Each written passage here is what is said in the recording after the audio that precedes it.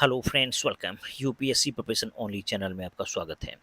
Friends, आज की इस वीडियो में हम लोग एक महत्वपूर्ण टॉपिक को देखेंगे और ये टॉपिक है प्रधानमंत्री किसान सम्मान निधि योजना के बारे में। देखिए, प्रधानमंत्री किसान सम्मान निधि योजना पहले से चली आ रही एक योजना है। इसको जो है अब 2031 तक के लिए विस्तारित कर दिया गया है।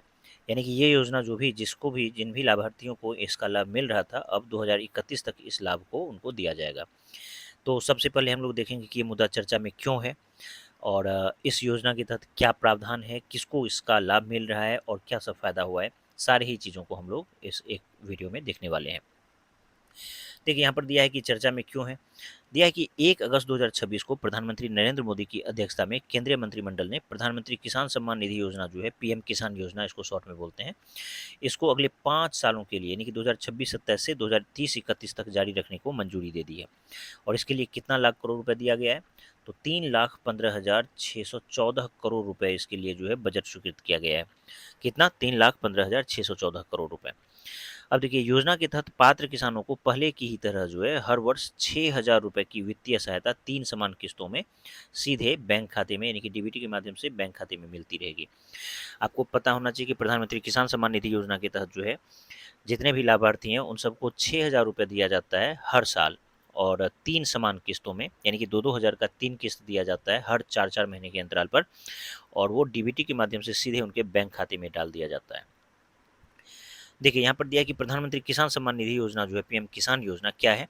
पीएम किसान एक केंद्रीय क्षेत्र की योजना है यानी कि सेंट्रल सेक्टर स्कीम है। इसका मतलब है कि सारा जो फंड है वो केंद्र सरकार के द्वारा दिया जाएगा। इसकी शुरुआत जो है 24 फरवरी 2019 को हुई थी। तो बहुत ही इंपॉर्टेंट ये डेट नहीं बल्कि आपको ईस्वी ज़रूर याद रखना चाहिए। किसी भी स्टेट पीसीएस में तो आपको ईस्वी में भी फँसा सकता है कि पीएम किसान सम्मान निधि योजना 2019 में शुरू हुई थी 24 फरवरी को। इसका उद्देश्य छोटे एवं बड़े सभी पात्र भूमिधारक किसान परिवारों को आय सहायता प्रदान करना है और योजना का पूरा खर्च जो है भारत सरकार वहन करती है। देखिए, योजना का जो विस्तार है, एक्सटेंशन क्या है कि योजना को वित्तीय वर्ष 2026-27 से 2030-31 तक बढ़ा दिया गया है।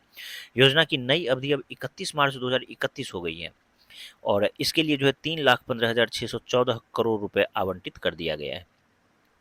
देखिए, योजना के अंतर्गत मिलने वाला लाभ क्या है कि प्रत्येक पात्र किसान परिवारों को 6,000 रुपये प्रति वर्ष दिया जाता है और यह राशि जो है 2,000 की 3 समान किस्तों में प्रत्येक 4 मंथ पर जो है भेज दी जाती है। यानी कि 2-2 हज़ार करके जो है 3 किस्त में दिया जाता है और हर 4 महीने पर वो भेजा जाता है। और ये जो भुगतान है ये डायरेक्ट बेनिफिट ट्रांसफ़र यानी कि डीबीटी के माध्यम से सीधे बैंक खाते में डाल दिया जाता है। पात्रता एवं आवश्यक शर्तें इसकी क्या थी?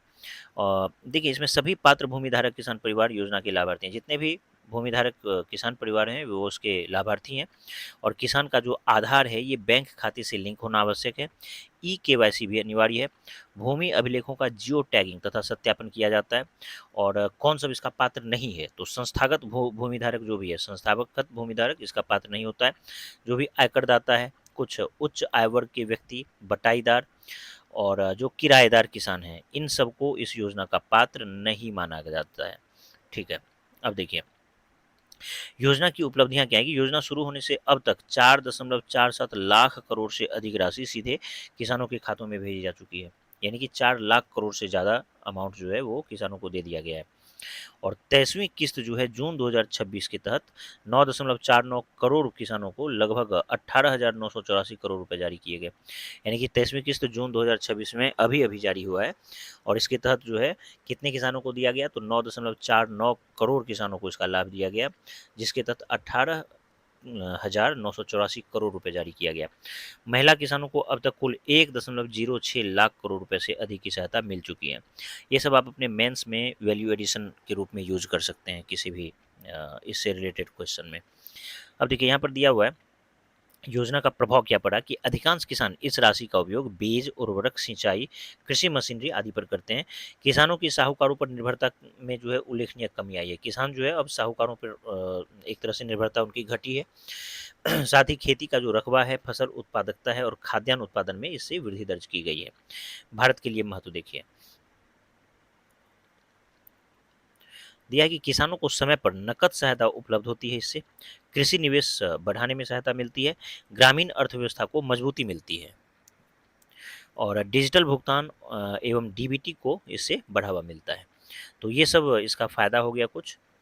फिर देखिए कुछ इम्पोर्टेंट फैक्ट्स जो अभी तक हम लोग देखें। पीएम किसान की शुरुआत कब हुई है? 24 फरवरी 2019 को। यह 100% केंद्र सरकार द्वारा वित्त पोषित सेंट्रल सेक्टर स्कीम है।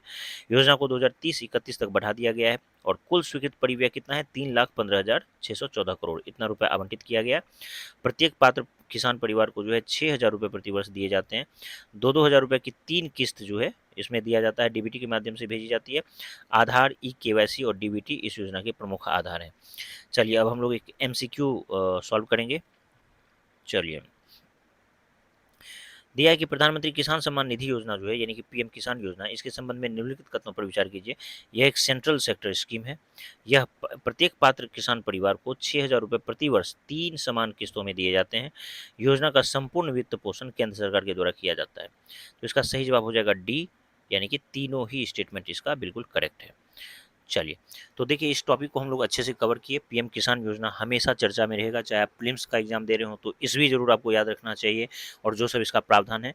और अगर आप मेंस दे रहे हैं तो मेंस पॉइंट ऑफ व्यू से भी जो सब पॉइंट मैं आपको बताया हूँ, इसका लाभ, ये सब की पॉइंट्स है जो आपको निश्चित रूप से याद रखना ही चाहिए। चलिए, उम्मीद करता हूँ ये वीडियो आप सबको पसंद आया होगा। धन्यवाद।